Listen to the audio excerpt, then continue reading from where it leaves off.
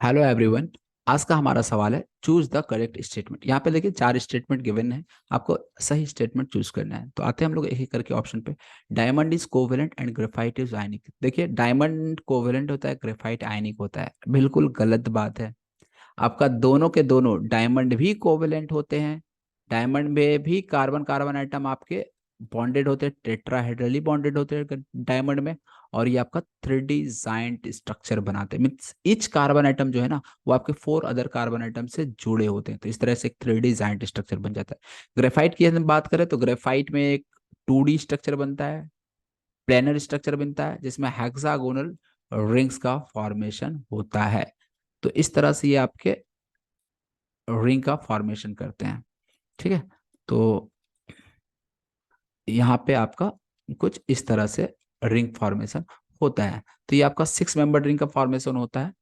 तो यहाँ पे आपका जो ये आयनिक वाली बात है ये गलत हो गया। ऑप्शन बी पे आते हैं सेकंड पे।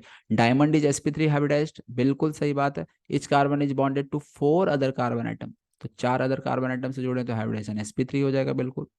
हाइब्रिडेशन कैसे बताते हैं? Number of sigma bond plus number of lone pair. Carbon के पास कोई लोन पेयर बचेगा नहीं।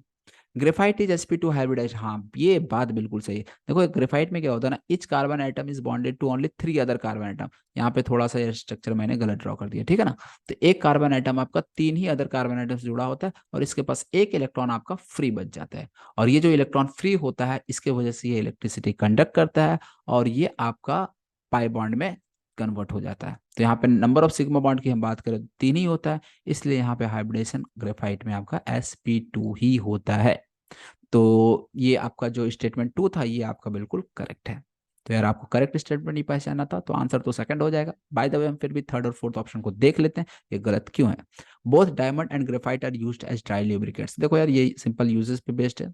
तो ग्रेफाइट आपका ड्राई लुब्रिकेंट के तौर पे यूज होता है क्योंकि ये आपका रिलेटिवली सॉफ्ट होता है, ठीक है ना, 2D स्ट्रक्चर होता है।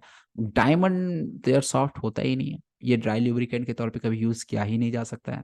इसलिए हम लोग डायमंड को एज अ ज्वेलरी यूज करते हैं या फिर कटिंग मटेरियल के तौर पे यूज करते हैं। यानी बहुत हार्ड चीजों को यदि काटना हो तो ऐसे में हम डायमंड को यूज करते हैं क्योंकि पता ही है diamond is the hardest substance known. Option fourth पे आते हैं। Diamond and graphite have 2 dimensional network. तो कोई यार ग्रेफाइट तो 2 डायमेंशनल होता है, डायमंड क्या होता है? 3D नेटवर्क होता है, जाइंट स्ट्रक्चर होता है। यार ये भी स्टेटमेंट गलत, ये भी गलत, ये भी गलत। तो सही ऑप्शन क्या था आपका? सेकंड ऑप्शन था। उम्मीद करते हैं ये सवाल आपको समझ आई होगी। Thank you for watching video.